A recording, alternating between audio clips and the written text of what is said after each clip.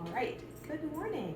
This is Carrie, and I wanted to do a quick video on how I do my sourdough starter, which is to maintain a small starter. Okay, here's a small starter. So right here on the end is where I keep all my fermenty stuff. This is my kefir, and here's my sourdough, and I have my kefir straining stuff, which I'll do another video on that. And this is a jar. What I feed my starter is 1 part white whole wheat, 1 part regular white all-purpose flour, and 1 part rye. And the purpose for the rye is that it raises the starter faster.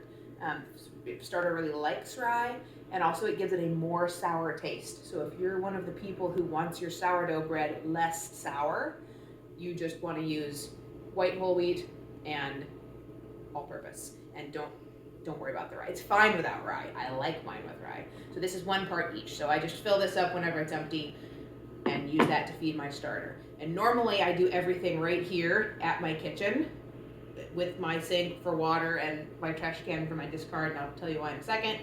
But for the purpose of this video, I have some water and a thingy over here. So let's come on over. Oh, and here's my little spoon. I just rinse it off and put it right back here whenever I'm done with it, and it just lives by my starter.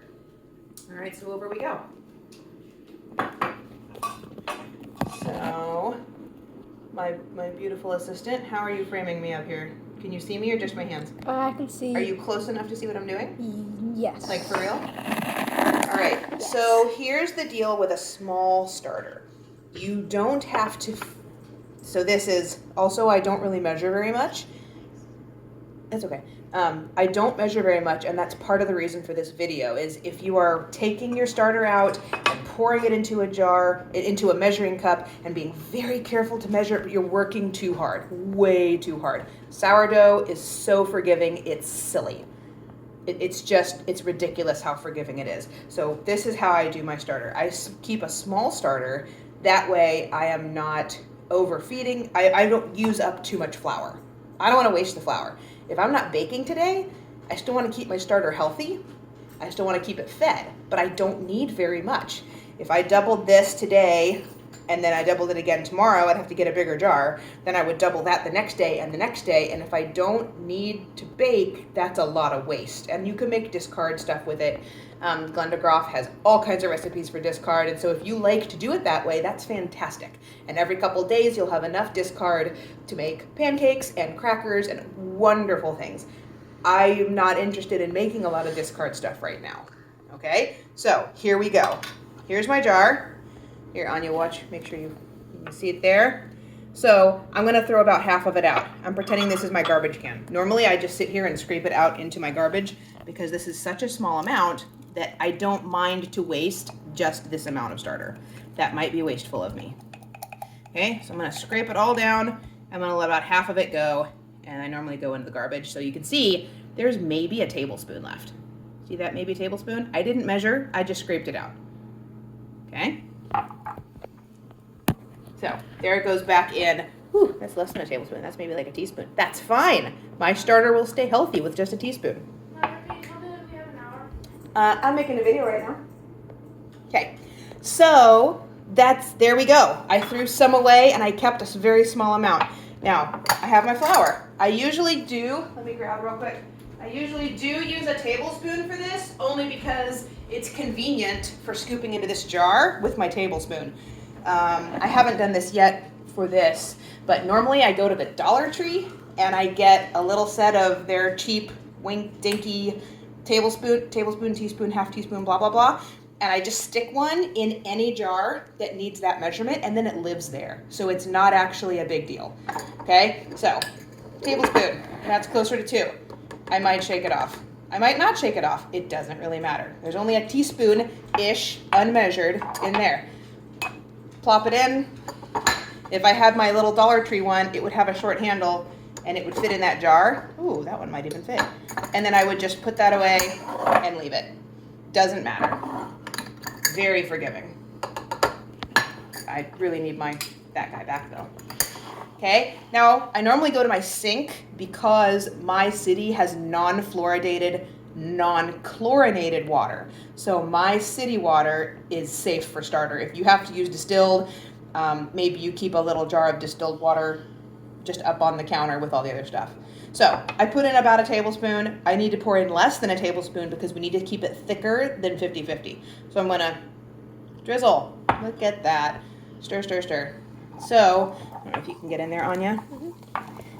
You get in there. No. You watch, honey. You watch the screen. There. Okay. So, oh, that might not. See if you can. Well, I'll move away again after I'm done stirring because the camera's having a hard time. Okay. You get that? Can you see how thick that is? Okay. There's how thick that is. That's perfect. Way thicker than pancake batter, but still, I could stir that, right? It's not hard. I'm not kneading it. See, maybe you can get in there like that. We want to see the texture. Okay?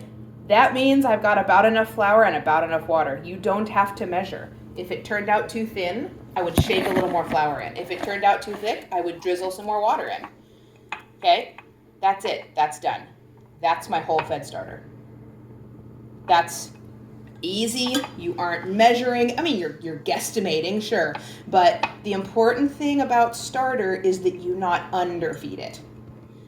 If you fed a whole cup of ready-to-go starter with only 1 tablespoon of flour, that wouldn't be enough. It would eat it all up in just an hour or two, and then it would be hungry again. And so you want to make sure and feed it plenty, but you can't really overfeed it. You saw I only had a teaspoon of starter, maybe a couple teaspoons in there, and then I fed it, I don't know, as long as it's more, that's fine. And I didn't keep it all. So now, poke that down. By the time this doubles and falls, it'll be about the same amount that I started with today. And so tomorrow, I'll scrape it out, feed it roughly-ish, a tablespoon-ish, and that's it. And I only feed it once a day. So a lot of you are feeding it twice a day or even 3 times a day, and that's okay if you're doing something specific, if you're trying to strengthen it, if you are building a new starter and it's still very young. I have a nice old mature starter, and as long as you feed it more flour than starter, you might even need to be quite a bit more flour than starter, like I did. It was like a tablespoon of flour to a teaspoon of starter-ish, not measured. By tomorrow morning, it will have risen, and it will fall slightly, but there won't be any hooch. Hooch is when it gets that brownish liquid. That is a waste product when there hasn't been enough food. If you're getting that, then your starter just wasn't thick enough, meaning there wasn't enough flour to starter ratio. So you can save less starter or feed more flour. And that will just come as you become a better sourdough maintainer, you will learn how much that is. But mine doesn't have any hooch ever, but this way feeds it very well. It's still nice and fluffy and ready to go. So with this little starter, this is how I maintain when I'm not baking bread. Okay? If I wanted to bake bread, that means I need to develop my starter bigger so I have enough.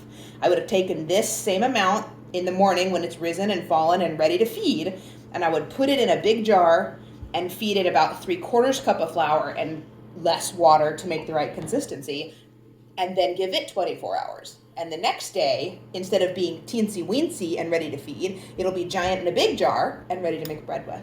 That would also be ready to bake bread in the evening, but with the sourdough needing to sit so long, you could make it in the evening and hold it in the fridge, or just wait till the next morning and make it all in one day. But either way, I maintain a small starter, feed it the day before to make it big enough to make bread, and then when I go to make bread, I'll just scoop out a little teaspoon, plop it in a cup, and keep that for starter, and then make bread with the rest. So I hope that helps to understand sort of the deal about starter and feeding it and how much you need, and it really isn't rocket science. It's just a living organism, and you're just feeding it. It's like feeding and fertilizing a plant. There isn't an exact science. You dump some fertilizer on it, roughly mixed according to package directions, and it takes the nutrients it needs, and it wastes the one it doesn't. Sourdough is very forgiving. And if you've done it differently or wrong, or it has hooch all over it, or you forgot it for 3 days, it's not dead. It's just fine. It's like an underwatered plant. Generally, you can save them, unless you've neglected it for months and months.